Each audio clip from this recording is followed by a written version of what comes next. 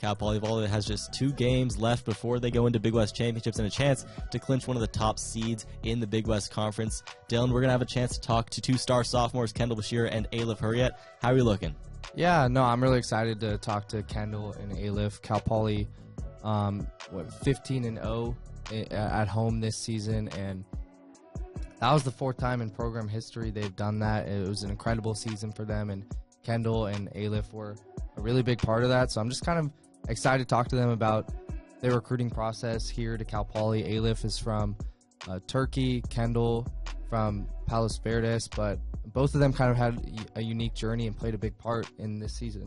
No, absolutely. It's going to be a great conversation. Good to, take a deeper look into the team because, they have had such an amazing season. It's a great story behind the team as well. So, welcome back to the Gallop. My name is Dylan Allen. Alongside me is Matthew Muren, and we are welcoming in 2 of the sophomore players for Cal Poly Women's Volleyball, Elif Hurriyet and Kendall Beshear. Welcome to the show, guys. Thank you. Happy to be here. Thank you. Yeah, thank you so much for coming on. You guys just finished up your last home game. It was a 15-0 home run this season. What's been going right for you guys? I mean, I think we're just playing so great as a team. Like, the energy we have, the passion we have for the game, like the fire, especially in this team that we had this year, is just, like, insane. Like, the amount of hard work we put in is just kind of, it's so fun. I think adding on to that, the special Mott magic that we like to talk about, the ominous kind of vibe that, San Luis Obispo brings, I think that was something that, was added to the equation and really, got us in, the hard moments. We had a couple reverse sweeps at home this year as well, and, I think a lot of that attests to our hard work, like Elif said, but also that secret sauce Mott magic that we have under our belt as well. I mean, you guys won the regular season title last year. I mean, last year you played really, really well, and this year you also are playing really well. Is there anything different about this team that you can kind of when you look at last year's team compared to now, or is it kind of the same vibe? I think it's the same vibe, but at the same time, I think we also have a lot of connection aspect that I feel like maybe it was just us being freshmen, but I think this year especially we have this huge connection piece where it's we're all friends outside of volleyball and we all enjoy each other's company, and I think that is something that's so big in this competitive aspect of when we're down a couple points or if we're having a rough set, we know and we trust each other to, come back and connect. Yeah. So. I mean, I think compared to last year, we value communication so much more, I think, and we kind of see this as a result of this, just winning and just home streaks and stuff. It's just so, yeah. Yeah, and what role does that communication play in terms of, you guys are both some of the best defensive players on Cal Poly. When you're defending, how much are you guys talking to each other and trying to get in the right spots? Every play. If you look, especially when we are serving, so we're on the defense first, Elif and I will look at each other, we'll be okay, let's get a dig here, or she'll be calling out the defense scheme that we're running, or even just hey, watch out for this play, or hey, watch for this, and I think just it seems excessive and it seems over the top, but seriously, it helps you lock in every single point of okay, this time I'm going to be looking for this. I also have this job to do, and just communicating it every single time really does help, even though it can be excessive at times. No, I totally agree. And it's just not back row. I think we do it in a very high level with our front row hitters as well, or just when she is blocking, she's Elif, I'm blocking cross, you got my line, and I think it's just helps you to focus on what we're trying to do in a set or in a game. And does it help, you talked a little bit about that front row, does it help having such amazing blockers in Chloe LaLouge and Charlotte Kelly? For sure. I mean, I'm just they sometimes block these balls that I'm how did you even do that? That's just crazy. But they do that a lot. So I'm just at this point, I'm not surprised. I'm well, I was expecting that. So yeah, they're great. It makes my job as a middle back a lot easier because they're getting, these high touches. So I'm basically getting free balls that I get to play with my hands instead of, she's still getting those hard cross balls. But they're so good at taking away these bounce swings that all I'm doing back there is just kind of jogging down a good touch and setting it back. And I think that skill level that we've kind of grown into over the course of this season has been one of our greatest strengths, and it helps us run our fast offense because that's one of our biggest attack points is that we try to run super fast tempo, and we can't do that if we can't dig a ball, and we can't dig a ball unless we have a great line of defense in front of us. And yeah. In terms of like comfortability, you guys came in as freshmen last year. You played in quite a few sets, but now you're in your second season. What's it been like? I mean, in terms of like just getting your confidence back, like how have you been able to keep that? Well, I think as a freshman, I'm actually feeling the same. It's just like we're a little older, just a year. It's like I don't know if I feel something different, but maybe like the responsibility is kind of increased. Just like I have to be a good role model now, because like when you're a freshman, you're like, okay, you're just a freshman. Like it's okay to do mistakes. But like, I mean, it's still okay to do it. But I think I just have this idea where like, I don't know, we're still a sophomore. It's not like a junior or senior, but I think younger ones, I kind of see us as role models maybe. I don't know. That's like my only thing, I would say. Yeah. I think for me, it's definitely a little bit different just because of my role last year and my role this year, like especially just coming into this starting role and having to learn that, like, you know, as an outside hitter, a lot of it not falls on my back because we do a really good job about spreading out offense, and it's not one person. And I think that's what's so special about us. But, you know, coming in last year, I would come in and out of games, and now having this more solidified role, just being able to like handle big moments and, you know, understanding that they're going to look to me and sometimes in these moments and be like, hey, like we need you right now. Like I need you to do this. And I think balancing the confidence and still being able to like be okay with making mistakes and understanding that, you know, sometimes I'm not going to be on my A game, and how can I still give to this team? Because if I step on that court, I have to give everything I have. And I think just understanding that and blossoming into this player, I think that has been my biggest shift over the last season of just how can I continuously give to this team. So Yeah, definitely. I mean, I know you just touched on it, but like the offensive attack, it's so balanced. I feel like you guys have so many players that produce. It's pretty impressive. No, I mean, Emma Frederick as well on the other side. He's just an absolute unit out on the court. So, I mean, being able to rely on so many different points of attack, you know, do you think that gives, you know, someone like Emmy Bullis a lot of options? You know, when she's looking to set, she can set behind, she can set forward.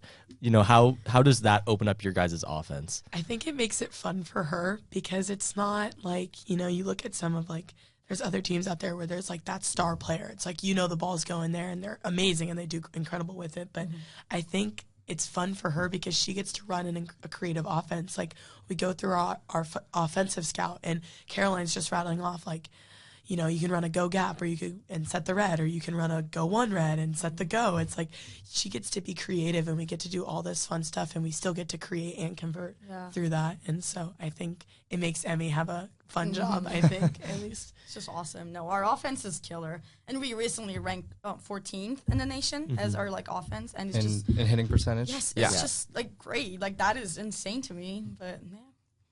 Yeah, you guys are incredibly efficient. And it's fun to watch. Like, it's very fast-paced, high-flying. It's fun. Yeah, I think I was going to say we kind of changed the pace of our go ball, or just like any kind of ball that we set right now. Compared to last year, we're running so much faster, and it took us a while to adjust to that pace. Obviously, it wasn't an easy change, but I think as time goes, we got so much better at that pace, and I think that made us so much better in like hitting. I think I don't know, I don't hit, but that's what I've observed. It was something we worked really hard on in the off season. Like came back from winter break after the fall last year, and we're like, okay, we're going to change our go tempo to something really fast. And I think there were days where it was like, wow, why are we doing this? This is really fast. This is hard. It's definitely a shift in game, like pace and game tempo, because it's like, you know, there's going to be moments where, especially as a hitter, obviously you can't really speak to this, but we're transing, and it's like, I don't That's some shade right there. Sorry. But it's like, I won't have time to get my full approach. So it's like, how can I still convert when we're running it so fast? It's like, I turn and I just go. And it was definitely a learning curve, but I think this is just a testament to like how much work we put in the off season, and, you know, and now it's full swing and we're running super fast tempo, and it works extremely well against these teams. Like we are, you know, especially in Division I volleyball, you're normally facing four hands as an outside, and I get a lot of times I'm either up by myself or I have a late middle, and I think that really changes the game offensively for us. So when did you guys start your off-season training? Was it in August as a team? Well, no, we start, like, winter is our off season. So I think since winter we're kind of working on it, aren't we? I'm not pretty sure. We come early July. That's when we report for preseason Okay. preseason training. Yeah. And then we officially, so that's like open gym kind of stuff where it's captain led. And then early August, we start double days, where that's when the coaches can finally come in. We do double days for about 2.5 weeks, and then we start our preseason. Well, but we start doing this like fast pace goes in like right after our season, I think. Yeah. So like January of this year. Yeah. Yeah, so it's been a full year thing for you guys. Oh, yeah. Yeah. Mm-hmm. Of course. And I was actually curious, speaking more on your experience, Elif, in Turkey, how does the pace here, in the collegiate circuit compare to, abroad? Well, first when we changed to this pace in our like offense, I didn't realize, but then I looked at my like old videos and I'm like, wow, we play so high. Like, what is this? It's just like every ball is high ball. And with that, like, obviously you have always forehands, like Kendall says. Like, it's hard to score. I think it is way faster. Like, everything happens so much faster in American, like this college volleyball, I think. Yeah. It's so much more fun to just like dig balls because it's like very hard driven too. I mean, because hitters are going to hit without like 4 hands, just like 2 hands. Sometimes not. Like our middle is like 0 tempo. It's just like digging those balls are just like fun and like harder, obviously. But yeah. I want to ask you a little bit more, Elif, about coming from Turkey. What did you know you wanted to come to California? Did you know you wanted to come to Cal Poly? What was that process like? Well, no, not at all. Well, I wanted to come to U.S. because we don't have college leagues in Turkey, so like you can't play volleyball and study at the same time, which I did not want to do that because I also want to have a job or just like, well, because like volleyball is going to be done after a while, like when I'm 35, like what am I going to do with my life? So I wanted to come here, but so like I have an education consultant there and we were just like talking, okay, like these are your options, these are the states, and there's just like California, whatever, like they're like options and different colleges that are looking for different positions every year, so it's hard to get a lot of options because also these people get recruited like very early. Like I don't know, when did you got recruited here? I came in my junior year, so like that, going into it. So wow, that is very early because I decided to come like end of my senior year or like middle of my like senior year, so there wasn't any there weren't a lot of options. But then these people know the coaches of these like people who are looking for new classes, like new freshmen, and my consultant knew someone that knew our assistant coach Jason Borchin, and that's how I got like in touch with them. I think I remember Caroline telling me that someone in, I want to say the Midwest, like Nebraska. Yes, Minnesota's. Yeah. He used to work there. I think he's not working anymore, but that's how, because that is an interesting fact too.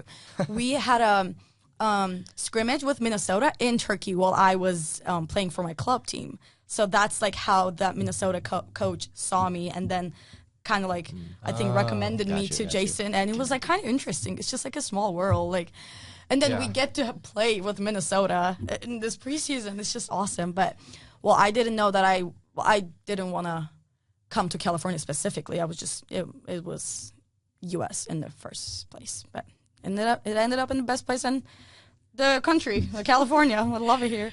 No, absolutely. And then, coming from SoCal and Palos Verdes, did you know that you wanted to stay in state, or was that, another decision? It's actually a really crazy story because if we brought sophomore year Kendall, like, hey, you're playing volleyball in California, she probably would have started crying.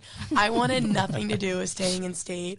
Most of my recruiting was on the East Coast. I was looking at a couple Ivies, a couple just East Coast schools in general, and I was in love with the idea of going so far away. I don't know if it had something. I lived in Texas for 10 years, so I think it was just I was super excited to go see what was out there. Right? It's I moved from Texas to California, and it's wow, this is a whole climate culture shock, and it's let me go and do something else. And my mom was like, can you just please look at just 2 schools here, 2, and it was Santa Barbara and Cal Poly. And I remember it like it was yesterday. I came up here for a camp. I was sick. I was so sick, literally missed the first half of camp because I couldn't get out of bed. I was so sick. And my mom's like, please, can you just go? And I'm fine, whatever. Forgot my shoes, forgot my knee pads. I literally everything that could have gone wrong went wrong. And I stepped into Mott. And I was like, wow, I love it here. I don't see myself playing anywhere else. And I think that's a testament to the coaches as well.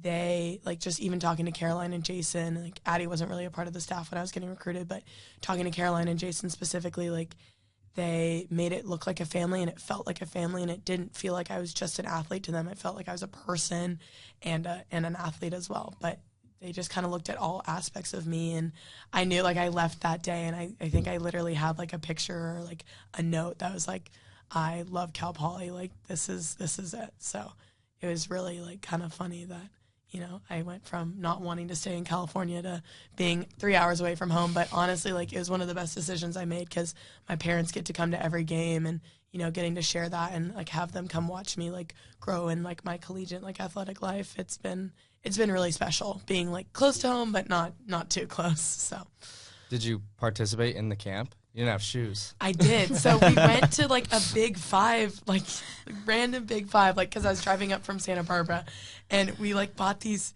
horrendous Asics shoes. Oh, like, they were, no. like, low tops. And at the time, I was really into, like, these fun, like, big bright basketball shoes. And so when Jason saw me, he's like, where are your color? Like, where's your color? I was like, don't ask. Like, they're, like, these black, like, Asics, like, sad, like, gum shoes. I'm like, I don't want to talk about it. It's really just, but I did get to play a little bit. Okay. Good to hear. Yeah. Did your dad play volleyball, Kendall? I know he coached you when you were younger, but did he play at all? He played in an adult rec league when we lived in Texas, and he used to take me to the games. And I honestly couldn't even tell you the level that it was at. I don't know if he was good, but I remember watching it, and I remember thinking it was, like, such this, like, niche sport of, like, oh, like, no one plays volleyball. And it's now, like, what, like, the biggest youth women's volleyball, like, is, like, one of the biggest youth sports now. No, definitely, yeah. But, yeah, I remember I watched my dad play, and then they had, like, kind of like AYSO, but it was for volleyball where I lived. And so we did, like, this, like, rec league, and I got all my friends. It was, like, this, like, little ragtag team, and I played since sixth grade. I mean, not sixth grade, sorry, second grade. I've been playing at that little rec league, and then switched over to the club when I moved out here to California. So, yeah. Yeah, I mean, just different journeys, but I think to all get to the same place. I mean, the team really feels, it seems like a family looking at it from the outside. And, you know, whether it be during the celebrations where things get a little crazy or, you know, just on the sideline, how do you think that team has, what do you guys do to, you know, turn yourself into just such a tight-knit group? I don't know. Like, when I feel like we've been like this. I think our, like, bench culture started last year with Liz. I think she, like, brought this energy to that, like, that energy to the team. But then after she left, I think we've been doing this, or just, like, over celebrating, just, like, cheering and just going crazy, because I think that's how we find our energy as a team. And yeah, I think that just helps a lot in our down moment or, like, any other moment in the set. But yeah, I agree with Elif. Like, I don't think it was, like, one specific moment where it's like, wow, like, we really just became close. It was just kind of like a series of, like, oh, like, you know, let's go all go to dinner. Like, I'll have us over for dinner or something like that. But I think also, like, the energy is based on, like, personalities. Like, I think we have, like, a one of everything on our team. We have Chloe, who is literally, like, never seen her sad. Like, literally, she's just this ball of joy. And then we have someone like Emma, who's, like, calm, cool, and, like, has that kind of swagger. And then we have Annabelle, who's just, like, this crazy fun person. And I think, like, all put together, like, our combination of energy and, like, celebration, like, all meshed together really well. And like Elif was saying, like, has just created this, like, community of, like, just straight energy, and it's really fun. Like, I feel like, especially, like, for me, like, personally, like, when I step onto the court, like, I get to go into this, like, kind of alter ego where I can do whatever I want, and not one person is going to say anything. And I think we, like, watch film back, and I'm, like, sliding on the floor. I was like, I don't know what warranted this. It was like a free ball kill, but it's like that, I think, is just so fun. It's just, we just have created this, like, fun environment where everyone gets to kind of be their own person, and it adds to the, like, culture as well. Yeah, I totally agree. I think, like, when I get to watch back, I see, wow, that is an oversell. Like, that is crazy. But then at the court, you just, like, have so much fun, and I just don't feel judged at all. Like, we do crazy celebrations with Kendall, and it's just, like, just fun. I don't feel any kind of, oh, is this over, like, am I overreacting to this right now? No. But then watching film back, I'm like, we'll, like, watch it in front of the team, and everyone, like, it's like we watch a play, and I'm like, oh, wow, I didn't know I did that in front of everybody. That's really weird. Like, why am I doing that? But yeah, like, you're just in the moment. So yeah, you get caught up in it. Yeah, you gotta go crazy. Yeah, especially at home. You know, Yeah. the fans love it. It's I hear this a lot from you guys, but how much does the band really play into the home record? You haven't lost since last October, but how much does the band, like, I'm someone who hasn't been able to see volleyball at like other schools, so I don't know like how much other bands play into the environment, but like our band is really loud. Does it really play a factor in other teams coming in? Yeah, I for sure, yes. I think our band is just so incredible for both kind of enhance our energy and kind of like make the other team energy go down. It's just like, it's so loud, like you said, and it just brings all the joy, and it's so fun. And like the musics they play, I don't know if it's music, but like just the things that they play, it's just like so awesome. And I think all the other bands in like other colleges, I don't know, I like didn't pay attention that much because our band is just so awesome. But I think just having a band helps a lot while you're in a game. I think the only band that has come like remotely close to ours is when we played in Arkansas. Yes, okay, yes, that's the band I remember. Okay. And they came and they were right behind where we were serving, and they would blow their trumpets when I was trying to topspin, and it would literally, I would be like, I was like, oh my God, like now I understand how people hate it. But that one comment that's like stuck with me, because I love the band, I think it's incredible, and it creates such a loud environment. And like, even if we won't have like a bunch of fans in there, like it feels like we have like the whole stadium, like we have a stadium. But I remember one time the intro came on. Me and Emmy throw like right next to the net, and so we were throwing next to the net, and the intro came on because the band has like the coolest intro ever, and a girl who was like tossing balls were like, oh no, they're coming. it's like yeah, like you should be scared, like, because I really do think it makes like all the difference. Like when they didn't come like preseason, it like we're really sad. We're like, oh, the band. No, yeah. When we have game like at the same time with football, we're just like, oh, dang it, like the band is not gonna come today. Yeah. Like it's just, we feel always so sad when they don't come. Yeah. They're a huge part of Mott Magic for sure. Yeah, for sure. It's just interesting that like not a lot of other colleges have a band, I guess, you know, for their volleyball. I mean, at least not to the same level, because I think it is just, you know, they're so active throughout the entire game. And you guys have talked so much about Mott Magic and, you know, with fans being so active in the match. Like this last home game, you know, having people get up, you know, on every set point and supporting you guys, how does that, you know, give you energy, especially to close out a set if it's, you know, 24-23 and you need that one last point? I think it's just such a great feeling to just see all those people who are supporting you. And maybe like a couple times, but I've never seen Mott this packed, especially on our senior night. It was like 30,000 people. That's a crazy number. And I like totally felt all of their presence. And with the band, it's just like felt like a great atmosphere. It was just great. Like you said, they were standing up. They were just cheering for you. I wouldn't change anything. Yeah, I think for me, like the biggest thing about especially the last game at home was, I think I take it to be like inspiring of like all these people paid money to come and watch us play. And it's not because, you know, it's like you look at like the Nebraskas, it's like a thing to go to volleyball in Nebraska. It's not a thing to go to volleyball in San Luis Obispo. I don't know what they could have been doing with their Saturday night, but they came because we inspire them and we make it fun to watch. And I think, you know, this ties back to the energy. It ties back to the band. I think it just ties into everything.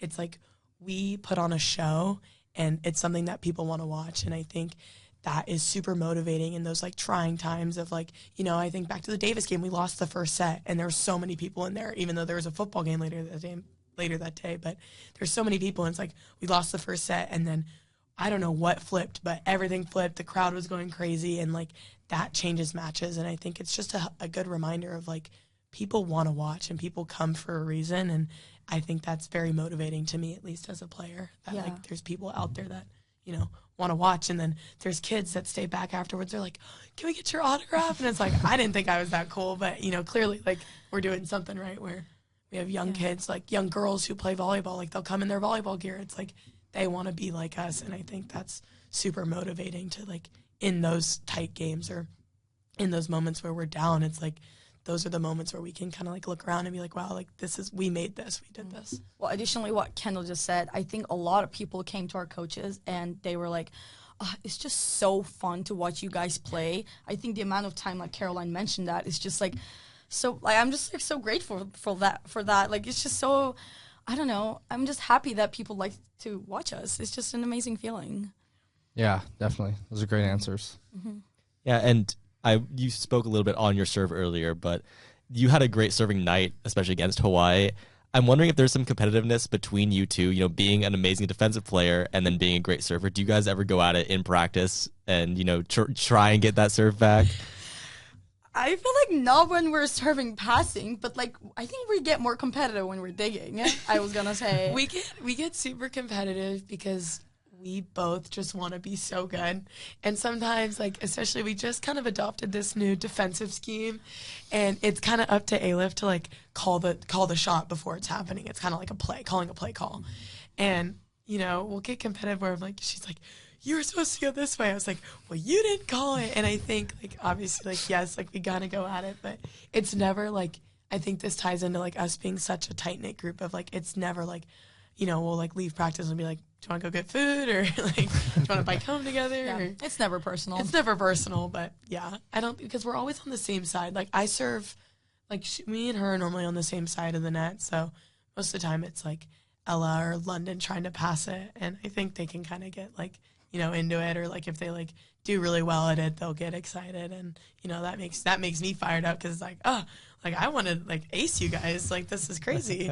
But I think for the competitiveness side, I think we get so competitive in our like sixes in our practices. Sometimes it gets like chippy. Is that was the right word? Yeah. Sometimes it gets like a little, but it's like still so fun. And like I said, it's never personal. So like after a practice, we always just get back to our normal being like friendly atmosphere, like friendly locker room. But yeah, we get so competitive. We will yell very about aggressive. Nets. We'll yell about nets. We'll yell about touches.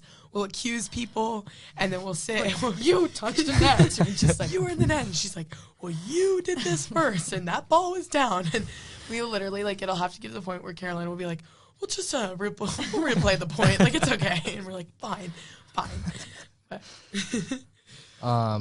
you guys were a part of the championship run last year. You went all the way to the title run. Unfortunately, fell short, losing to Hawaii. But now this year, you come out and you sweep them for the first time since 2017. And you guys have clinched. It's not official yet what spot you have, but like, what's the mentality heading into the playoffs? I think we're just from now on, everything what we have, everything what we can put in the core, just like we have this mentality, get better every day, get a little better every day. Like after a weekend, like after we play, we just go back to locker and like, okay, let's get back on Monday and get better one day because we have a Big West tournament in front of us and it's just like a limited time. There are not a lot of things that you can get better at in this short amount of time, but you can definitely get better at certain things. And I think we're focusing on those things in these like couple, two weeks. Yeah.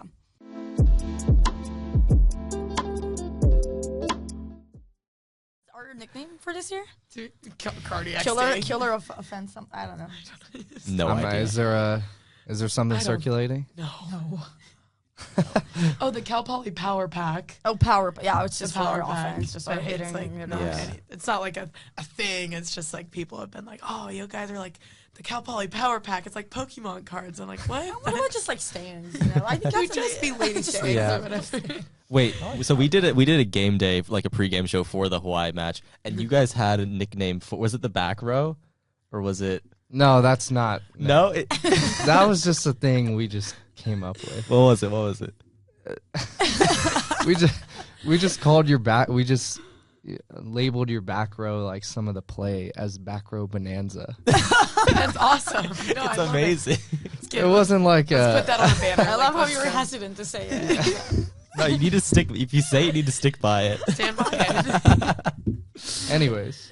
And we're going back on track.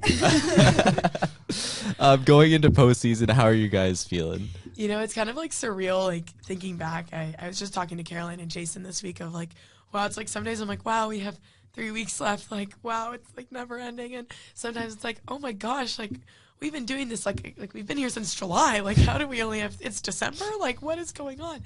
And but something that we talk about a lot, like almost every day, is we want to be playing our best volleyball in November, end of November. And I guess that is literally next week, but not the point. But I think that's like that kind of mentality of like, we've been like working towards this, and I feel so prepared. And so this mentality going into this Big West Championship is that like, we've been preparing all season to play our best volleyball now, and there's nothing I don't think we need to change. Like, I think we are playing our best volleyball, and like obviously there's a couple things here and there, but it's not like it's going to be like 15 points that we're changing. It's going to be a point here or there, or like making one more serve. It's not anything special, and I think it's very comforting knowing that we've worked so hard all season for this moment, and so it doesn't feel like this big anxious like, okay, we're going to the championship next week. Like, it's like, no, we're going into the championship and we're ready to rock. And yeah. And you guys already have the experience. Yeah. At least for you two. You know, you were part of the run last year, so that kind of plays a factor in that as well. Like making it so you're a little bit more calm. Yeah. You know what we are gonna experience. Yeah. And then also having a lot of veterans on the team, like Emmy, like Annabelle.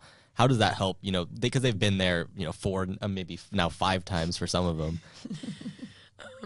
I think it's what people often think is like, oh, they're like our captains, like we'll look to them. And I think yes, for sure, like there are leaders, and I look to Emmy, and I look to Annabelle, and I look to London, and I look to B to be like my kind of like role model of like, okay, what do you think is expected of me right now? Like, but I think more importantly, it's the tiny moments and the games where they're tight, the games that we're down, even the games that we're winning. Like, we'll come in to like these like mid like after point huddles, and Emmy's like, okay, like we're good, but we got to keep going. Like, it's our choice. Like, I think a lot of the things that she says in those quick moments, it's not the speeches after the losses, it's not the speeches before practice, it's the little comments she makes like mid play, and even Annabelle as well, and even London. Like, it's what these seniors say like in those hard trying times that really are like can point to them being experienced in these moments because they've been here before. And it's like someone like me who didn't really play a lot last year, or like even Charlotte, like having to start like, you know, someone that next man up kind of thing. But you know, it's like we both look to them to like, you know, help us guide us through these tough moments, and I think they've done an exceptional job with it. Yeah, I think as seniors, it's always easy to talk before or after, but I think the hard part is talk when we need actually that talks. So like she said, in the huddle, in this like little comments where we actually need to like gas, like put the press on the gas and just like keep going. I think that's what our seniors do the best, and I just so grateful for them. So sad that they're leaving. Well, not yet, but we have a little bit of time left. But still. Do you guys have a favorite match from this year, one that sticks out? I really liked the Utah game. That was really special. It was kind of similar to the Hawaii game that we just had. But, you know, we're playing this ranked team, and the water polo team came. The band was there. There was a lot of people in the stands, I think, especially because Utah's a bigger school. So, like, you know, we had some Utah fans in there as well. And I think that was a really cool game, especially in, like, the preseason of, like, I think it set the tone for Mott Magic this year. Like, I think that really set the tone, and I really enjoyed playing in that game. Yeah, I totally agree. That was a great game. To just, like, beating a ranked team was just awesome overall. But I was going to say beating Davis at home. That was cool. Because, like, we beat them. And, like, they were unbeaten till then, but then we beat them. So that was good. Also, like, reverse sweeping Santa Barbara was fun, I think. Or did we not reverse sweep? We didn't reverse sweep them. But we play 5 sets in here, and I think that was fun. I think all the games that we play in Mott is just like incredible. And then for an away game, I really liked playing Arkansas at Arkansas. It was really cool. Like, we played Auburn, but they didn't really have that big of a show at Arkansas. Oh my gosh! Like their band was huge, like bigger than ours. Their stands were filled. They had like a for real student section where they had like someone like running it, and I was like starting chants. I was like, what? Like wow! Like these SEC schools don't play like, and like they're like, you know, having to come out and like, you know, winning in 3, and like it was pretty cool. Like that was a pretty cool game as well. That wasn't at home. Yeah. And you know, Dylan and I are lucky enough to call some of those games. You know, be there on at courtside. And what do you like to hear in a volleyball call if you're watching back film or you're watching another call? Like, what makes a good volleyball call for you guys? energy. I think like these cool games, like where like, you know, the good rallies, like especially in like, I was watching back, I think the Santa Barbara game, it was like a tight fifth set. It was like, oh, Kendall Beshear hits the ball, dug up by the, and it's like you can tell like the longer the play goes on, like the more exciting it gets. And I think like that energy, I think it's just fun watching it back and being like, wow, like everyone was so into it. That's like they're bringing like the viewers like at home. I guess that's like that's such a weird way to put it, but viewers at home like get to be brought into like the energy and the intenseness from the match into their home. So. No, I totally agree. I think like when I see those like calls, I'm like, wow, they're so high. Like that's so awesome.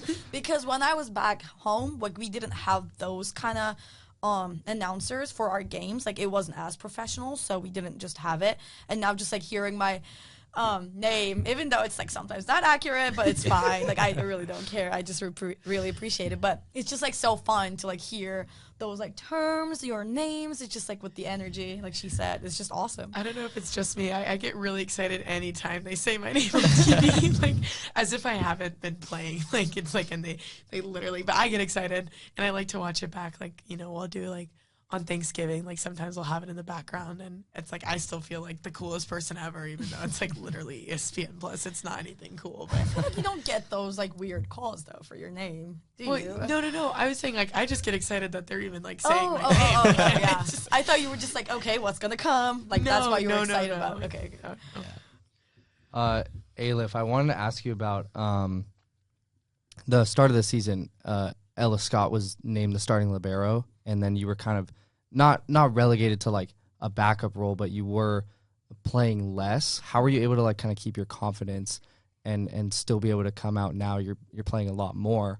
What was the start of the season like?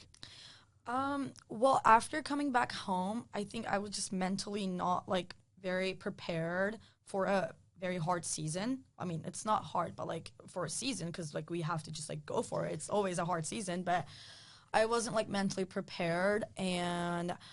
But then I like shook myself and I said, okay, like what can I give to the team so that I can make this team better. I think I just like adapted to that mentality, and I think it helped me to get better, like, or just like at the position where I am right now.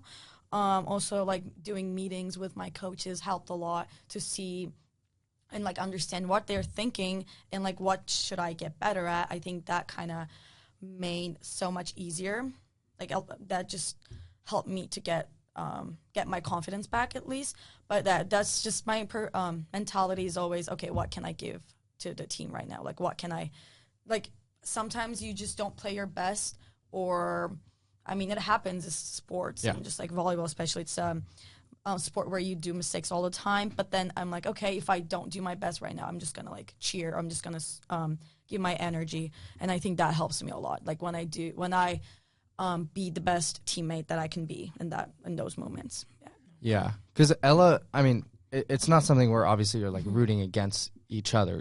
Ella, London, yourself, you guys are all still playing. What's that kind of competitive nature like? Well, I was gonna say we're like competitive, but I think our friendship is, I don't know, I'm not gonna roast the other positions, but I think we literally have the best like friendship in our group. Like as the littles, we call ourselves like the littles, and I think we are literally best friends. Like we like joke a lot. We have so much fun. We're out there, and I think, I mean, when things get competitive, it's obviously hard because you love like each other so much. But I think our friendship kind of overweights that competitiveness, and I think it's so much easier to know that other people are like supporting you instead of like kind of bringing you down. So I think that helps a lot. Like I'm just like so grateful for my littles. Just I love them. Yeah, definitely. Yeah, and then when you're, in doing downtime or just, post game, do you have anything that really helps you get back into the mood and back ready to compete, whether that be a meal, whether that be just a way to detox? I try to be off my phone sometimes to just do, well, okay, like it depends. I have a lot of stuff that I can like decompress. Maybe like call my parents, that helps a lot.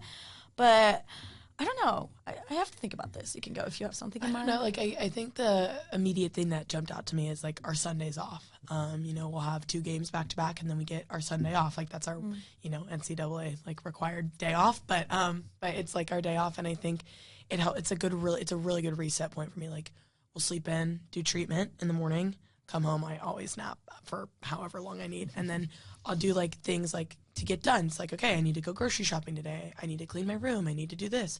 And then I get to like prep for the week. Okay, I have this midterm this week, or I need to get this homework done this week. And I think that reset day and having like a set routine of like, I do this every week, it helps me stay on top of school because it can get a lot with travel and stuff. And I think having that day off and like really using it as like you said, a reset point, it helps me get me in the mentality for the week and then the upcoming game. So it's not like I'm stressing about outside stuff when I'm traveling to go and play a game that needs my full attention.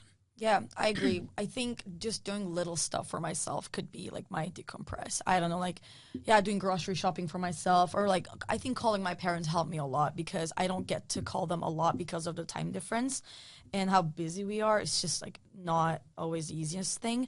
Calling them always brings me joy, and there's like those hard moments or like hard days. But yeah. Elif, going back to you coming from Turkey, when did you see the camp? I think you mentioned to me that you saw the campus on a Zoom call. Yes. Were you were you already at Cal Poly when you saw it for the first time? Yeah, my first time seeing the campus was my first day of practice, or just like first time me being here was the beginning of the season, which is crazy to me because all these girls, like, they talk about their official visit, how much fun they had, and I'm like, yeah, I had my own Zoom meeting. Look at that. I mean, it's just like a different process, and I think it's just unique, and I love it because of that. But yeah, it was kind of crazy. I like remember it was just me and Jason in this awkward, like, we don't know each other. We have this language barrier. And, like, it was my first time speaking like fully English to someone, and it was so awkward. He was just like showing this slideshow of our campus. I'm like, cool, but it's just like pictures. I'm like, I don't know what I'm looking at right now. And then I flew here. That awkward silence again with Jason. But then I get to see the campus that like literally last August. What was on the slideshow? Anything that stuck out that you can remember? I mean, it was just so green. Like, the campus was so green. Like, he showed me a picture of our, the Mott, obviously, and I, like, seen the ground, like, the wood. It wasn't Terraflex. I remember that one. And I'm like, yeah, so we don't have Terraflex. That's nice, whatever. But I just, like, I remember campus being super nice, and obviously I just didn't know how much nicer it was in person. What's crazy is I think I got the same slideshow, except it was before I then came and saw the thing. But like, I think one of my first calls with Caroline and Jason was the slideshow. I feel like I could probably recite it back to you. Yeah. I think clearly. Exactly. I mean, two for two from what I've heard so far. Yeah.